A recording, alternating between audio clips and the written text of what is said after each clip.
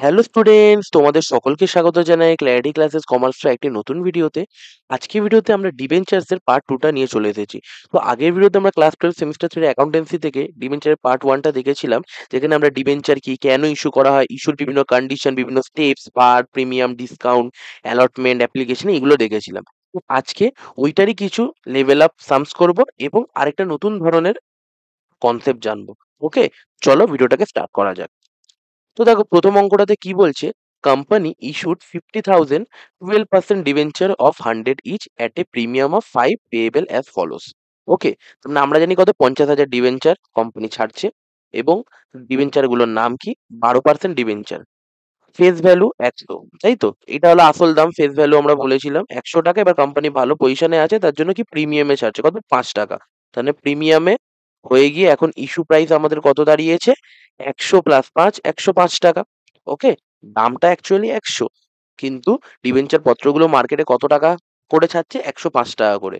তার মানে তারা 50,000 ইন্টু 105 এইভাবেই টাকা পাবে। ঠিক আছে, তো একবারে টাকা পাচ্ছে না, টাকাটা কি স্টেপে নিচ্ছে।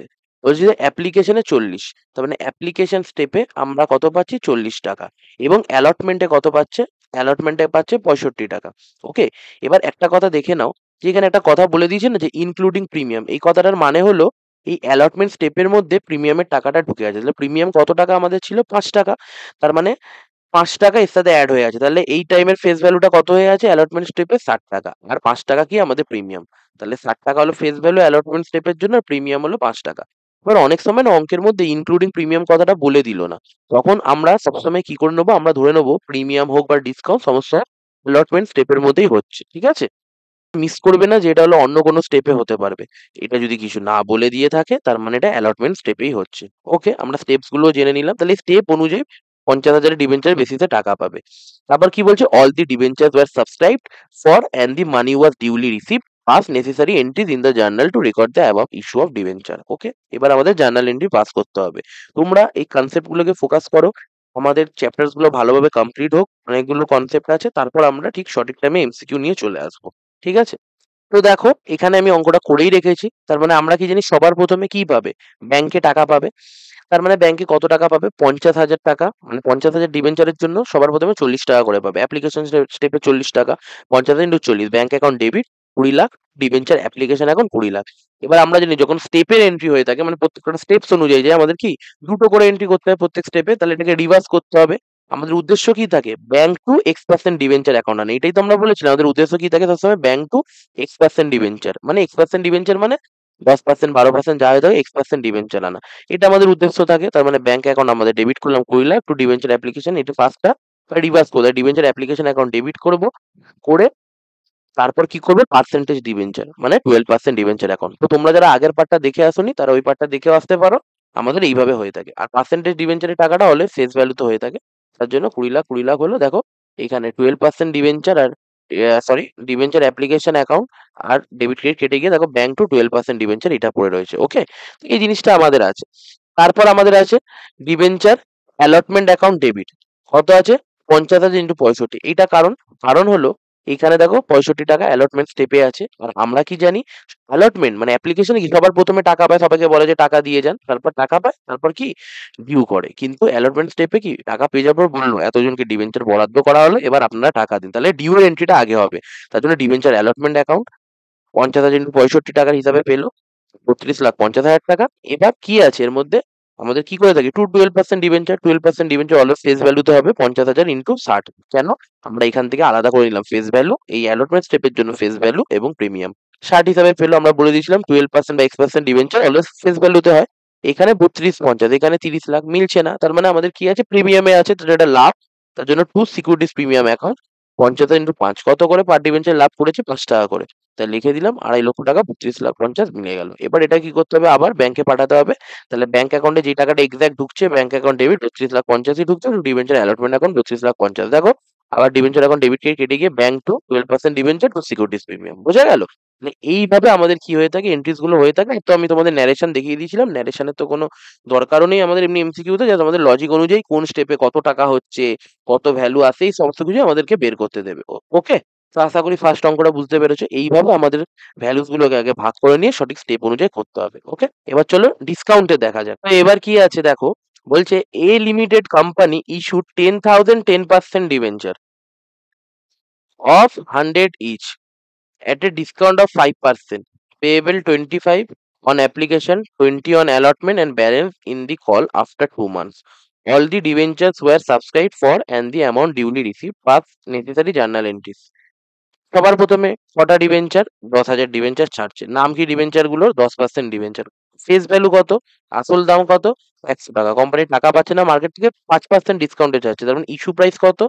এই ফেস ভ্যালু থেকে আমাদের ডিসকাউন্টটাকে বাদ দিয়ে দিতে হবে। তাহলে ফেস ভ্যালু 100, 100 5% কত? 5, কত হয়ে গেল? 95। তাহলে ইস্যু প্রাইস 95। এবার কিভাবে 95টা পাচ্ছে দেখো, ডাইরেক্টলি পাচ্ছে না, স্টেপে পাচ্ছে। অ্যাপ্লিকেশনে কত পাচ্ছে? অ্যাপ্লিকেশনে পাচ্ছে হলো 25 টাকা। অ্যালটমেন্টে কত পাচ্ছে? অ্যালটমেন্টে পাচ্ছে হলো 20 টাকা। 25 20 45 হয়ে গেল। ঠিক আছে, তারপর কি বলছে? And the balance in call. Balance কত আছে? মানে কলে আমাদের ব্যালেন্সটা পাচ্ছে, তার মানে ফাইনাল কল, ফাইনাল কলে আমাদের কত পাচ্ছে? ব্যালেন্সটা পাচ্ছে। তার কত? 25 আর 20, টোটাল আমাদের কত আছে? 95। ফার্স্ট অ্যান্ড ফাইনাল কলও এটাকে বলতে পারি। কত হতে হবে এটা? 45, না 45 না 50, 45 তো হয়ে আছে, 50। ঠিক আছে, তাহলে আমরা স্টেপস গুলো পেয়ে গেলাম। আর এবার বলো তো, এবার বলে দিয়েছে কোন স্টেপে আমাদের ডিসকাউন্ট আছে, যেটা আগের অঙ্কতে বললাম যে অ্যালটমেন্টে সাধারণত হয়ে থাকবে ইস্যু বা ডিসকাউন্ট থাকলে, তার মানে এইখানে আমাদের ডিসকাউন্টটা ঢুকে আছে। তার মানে এই ক্ষেত্রে ফেস ভ্যালুটা কত হবে? এই ক্ষেত্রে ফেস ভ্যালুটা হবে 25। আর ডিসকাউন্ট কত আছে? ডিসকাউন্ট আছে হলো 5। তাই তো আমাদের এই ক্ষেত্রে ইস্যুটা হয়ে গেল 20, 25 থেকে 20 বাদ গিয়ে। বোঝা গেল? তাহলে এটা হলো টোটাল ব্যাপার। ওকে, তার মানে আমাদের 25 টাকা অ্যাপ্লিকেশনে, 20 টাকা অ্যালটমেন্টে। এবার আমাদের কলে আছে পুরো টাকাটা। ফার্স্ট অ্যান্ড ফাইনাল কল নাম দিলাম 50, টোটাল 95 হয়ে গেল। এবার ডিসকাউন্টটাকে আমাদের কাউন্টার করতে হবে। ডিসকাউন্টের জন্য আমাদের কি আছে? কোন স্টেপে বলেনি, আগের অঙ্ক দেখুন প্রিমিয়াম অ্যালটমেন্টে বলেছিল আমরা ডিসকাউন্ট অ্যালটমেন্টেই ধরবো। তার মানে আসলে এই অ্যালটমেন্ট স্টেপটা কত? 25 টাকা। 5 টাকা ডিসকাউন্ট হয়ে এখন 20 টাকা হয়ে দাঁড়িয়ে আছে। বোঝা গেল? এবার অঙ্কটা করা যাক। তো সবার প্রথমে bank account debit to debenture application account debit, কত? 25 টাকার হিসাবে 10,000 ডিবেঞ্চারে পাবে, 2.5 লাখ 2.5 লাখ পেলো। তারপর এটাকে ডিউ করাবো, মানে রিভার্স করে দেবো। Debenture application account debit 2.5 lakh to 10% debenture account 2.5 lakh হয়ে গেল। তারপর আছে আমাদের কি? Allotment step. এবার অ্যালটমেন্ট স্টেপে ডিউ এর এন্ট্রি হবে ডিবেঞ্চার অ্যালটমেন্ট অ্যাকাউন্ট ডেবিট। আমাদের কত? যেটা হলো অ্যালটমেন্টের যে টাকাটা পাচ্ছে, কত করে পাচ্ছে দেখো? 20 টাকা স্টেপের টাকাটা। তাহলে 10,000 ইন্টু 20, 2 লক্ষ টাকা। এবার টু 10% ডিবেঞ্চার অ্যাকাউন্ট। তাহলে ডিবেঞ্চার অ্যাকাউন্ট আমরা কি করি? অলওয়েজ ফেস ভ্যালুর উপর। তাহলে এই স্টেপের ফেস ভ্যালু কত? 25। তাহলে কত হয়ে গেল? তাহলে কত হয়ে গেল দেখো? টু 10% ডিবেঞ্চার এখন 10,000 ইন্টু 25, সেই 2.5 লাখ। এবার দেখো এখানে 2, এখানে 2.5, তার মানে ডেবিটে কম হচ্ছে। ডেবিটে কি কম হচ্ছে? ক্ষতি। আমরা আগে দেখে নিয়েছি ডিসকাউন্ট, আমি শর্টে লিখেছি discount on issue of debenture account 50,000 টাকা, কেন? 10,000 টাকায় 5 টাকা করে ডিসকাউন্ট হয়ে গেল। এবার ব্যাংকে টাকাটা পাবো।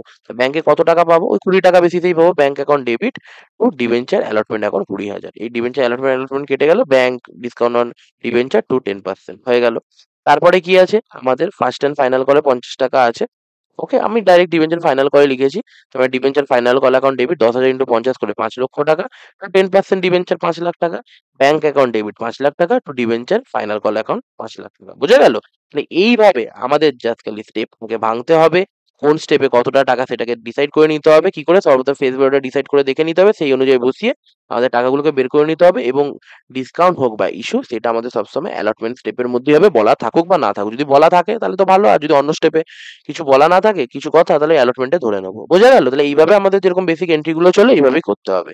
আর এই পার্টে অ্যালটমেন্টের ডিসকাউন্ট ছিল বলে, তো অ্যালটমেন্টের স্টেপে ফেস ভ্যালু কত? 25, ডিসকাউন্ট মানে কমিয়ে দেয়, তাহলে আগের স্টেপে আনতে গেলে কি যোগ করতে হবে? ডিসকাউন্ট পাস, তার জন্য এই স্টেপে 20 টাকা হয়ে আছে। সেই অনুযায়ী আমাদের অ্যালটমেন্ট স্টেপে ডিসকাউন্ট হলো এবং বাকি ফেস ভ্যালু অনুযায়ী যেরকম ডিবেঞ্চারের পার্সেন্টেজ আছে আসলো। ওকে, বোঝা গেল?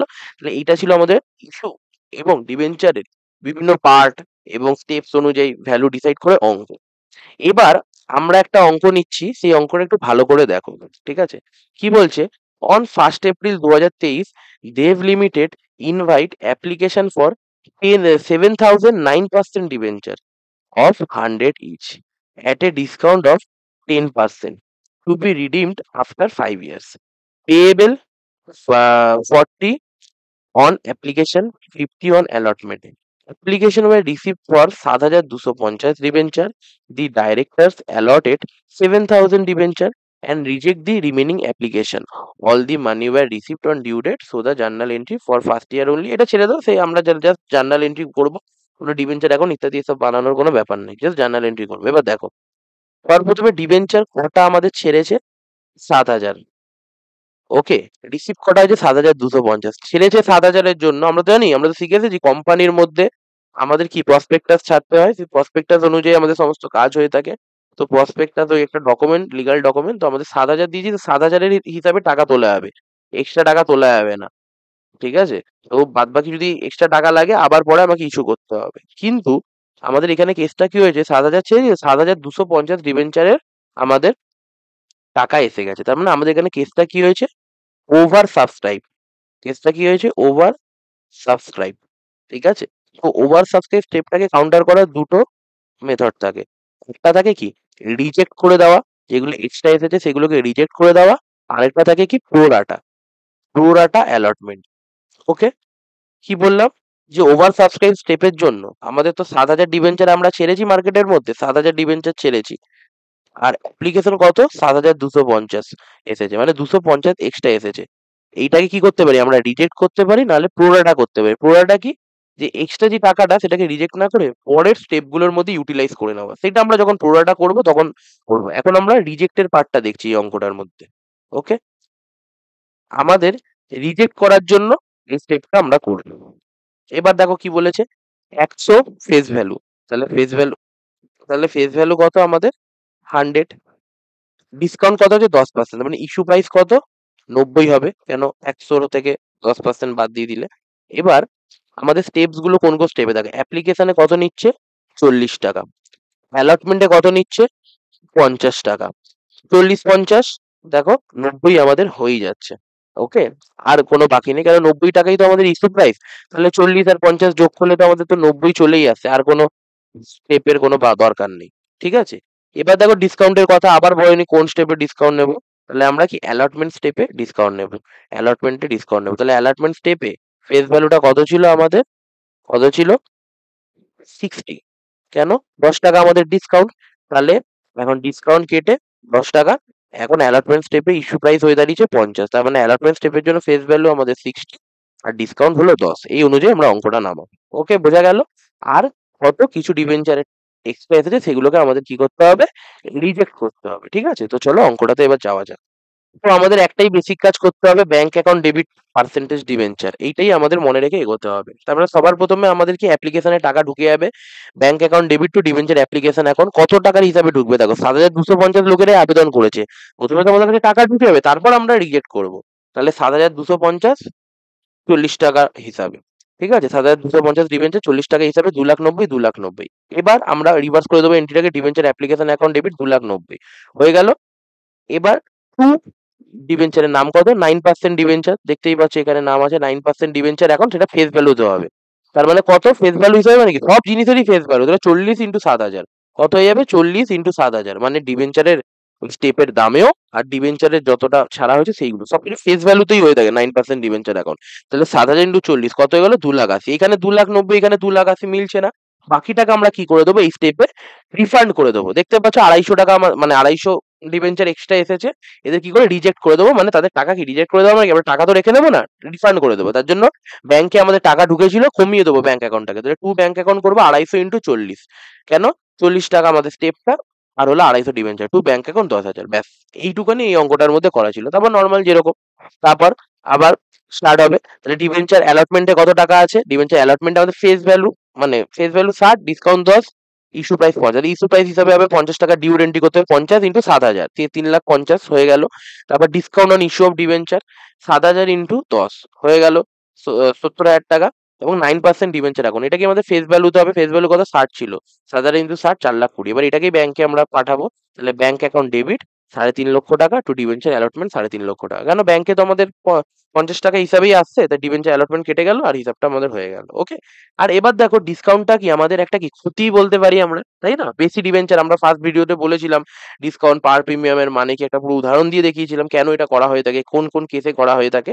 তো সেই জিনিসটার হিসাবে এটা কি একটা ক্ষতি, তার জন্য এটাকে যেরকম আমরা ক্ষতিকে নর্মাল আমাদের সোল প্রপার্টিটা কি করি, প্রফিট অ্যান্ড লস অ্যাকাউন্টে ট্রান্সফার করি, তো প্রফিট অ্যান্ড লস P&L অ্যাকাউন্টে ট্রান্সফার করি, মানে ডেবিট করে দিই।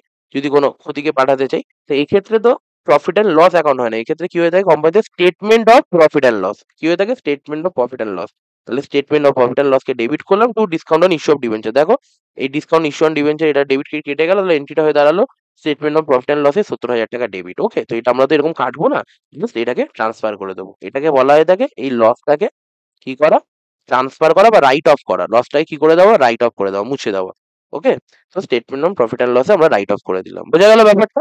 তাহলে এইভাবে আমাদের কি হয়ে থাকে, ডিবেঞ্চারের এন্ট্রি গুলো হয়ে থাকে। এখানে আমরা দুটো নতুন জিনিস দেখলাম। একটা কি, যে রিফান্ড করে দেওয়া টাকাটা ব্যাংকের দ্বারা, এবং আরেকটা কি দেখলাম, যে রাইট অফ করা, যে লসটা হলো সেটা হলো প্রফিট অ্যান্ড লসে, মানে স্টেটমেন্ট অফ প্রফিট অ্যান্ড লসে ট্রান্সফার করে দেওয়া। তো আশা করি তোমরা সকলে বুঝতে পারছো এই ব্যাপারগুলো, ঠিক আছে? তো এইটাই ছিল আজকের আমাদের পার্টটা। আমরা নেক্সট স্টেপের মধ্যে, দেখো তোমাদের তো বেসিক এই পার্ট গুলো আগেরটা বোঝানো হয়েছিল, কি করে স্টেপস অনুযায়ী করা হবে, কি করে আমাদের পার্ট করাবে, সেগুলো হয়ে গেল। পরের স্টেপে আমরা কি দেখবো? প্রো ডাটা অ্যালটমেন্ট থেকে কিছু অঙ্ক দেখবো। ওকে, তো প্রো ডাটা অ্যালটমেন্টটা হয়ে গেলে তারপর আমরা যে কনসিডারেশন আদার দেন ক্যাশ ওইটা দেখে নিলেই, এবং যেটা হলো আমাদের থাকে না, যে ইস্যু করছি তার সাথে রিডিমশনেরও কন্ডিশন দেওয়া আছে, তো সেইটা হয়ে গেলে আর দুটো তিনটে পার্টের মধ্যে আমাদের কমপ্লিট হয়ে যাবে ডিবেঞ্চারটা। ওকে, তো আশা করি তোমাদের ভিডিওস গুলো ভালো লাগছে। আমি পরপর করে ভিডিও আনার চেষ্টা করছি। তোমরা অনেকে রিকোয়েস্ট করেছিলাম, একটা কমিউনিটি ট্যাবও দিয়েছি, সেটা তোমরা চেক করতে পারো। সমস্ত প্লেলিস্ট দেওয়া আছে এবং ডিসক্রিপশন বক্সে চেক করতে পারো। তো চলো দেখা হচ্ছে নেক্সট ভিডিওতে। বাই।